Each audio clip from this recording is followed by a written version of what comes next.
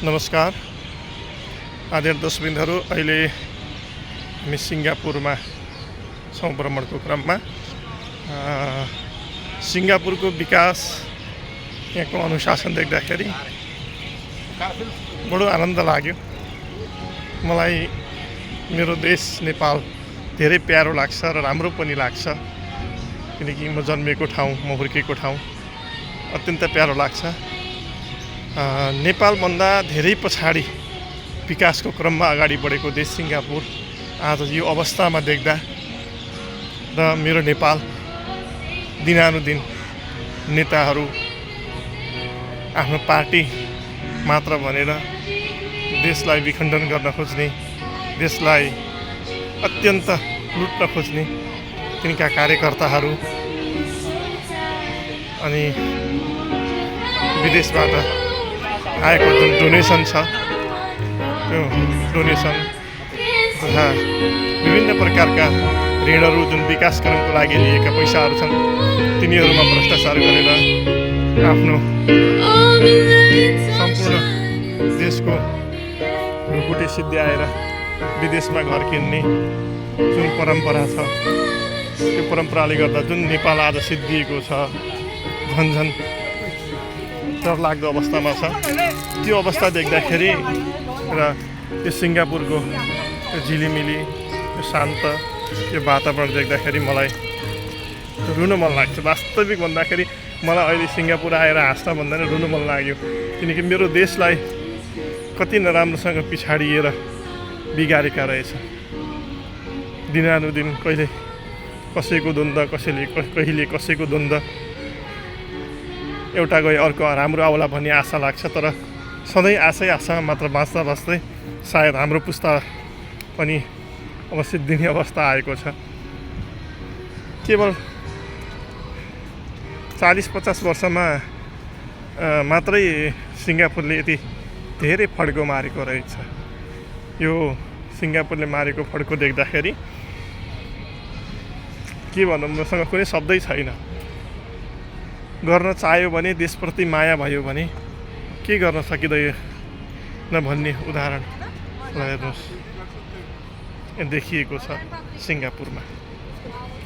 तर मेरो देश आज रोइरहेको छ।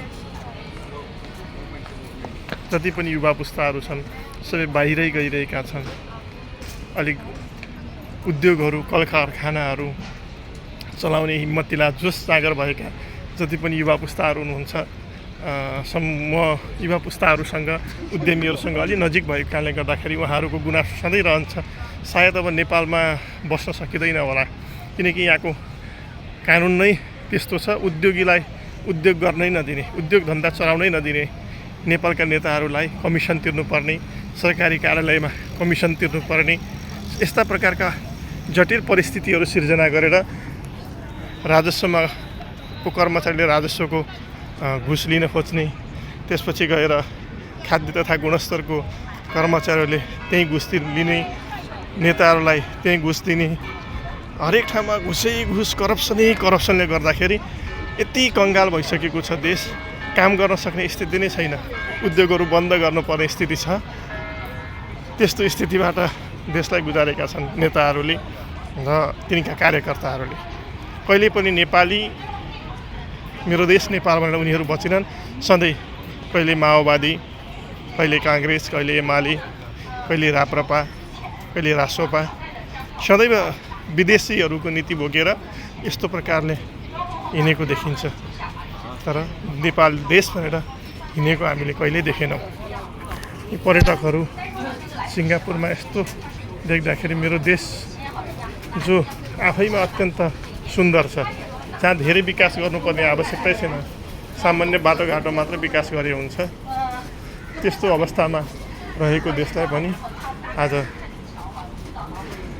कङ्गाल, जानै नसक्ने, अत्यन्त गृहयुद्धमा फँसेको जस्तो बनाइदिँदै हेर्नुहोस्। यो पर्यटकको जाति सिङ्गापुरमा देख्दाखेरि मेरो मन कटक्क रुन्छ। मेरो देशमा पनि यस्तै पर्यटकहरू आउन पाए हुन्थ्यो, पर्यटकहरू यस्तै भित्रिन पाए हुन्थ्यो भन्ने लाग्छ। नेपाल आमाको माया गरौँ र सधैँभरि नेपाली नै भएर बाँच्न सिकौँ, पार्टीभन्दा माथि देशलाई राखौँ भन्ने कामना गर्दै सम्पूर्ण नेपालीहरूमा भगवान् पशुपतिनाथले सुख, शान्ति, समृद्धि र सद्भाव सदैव प्रदान गरून् भन्ने म कामना गर्दछु। ल हेर्नुहोस्, यो सिङ्गापुरको यो दृश्य कति सुन्दर छ। योभन्दा सुन्दर मेरो नेपालको दृश्य छ। नेपाललाई बनाऊ, नेपाली भएर बाँचौँ।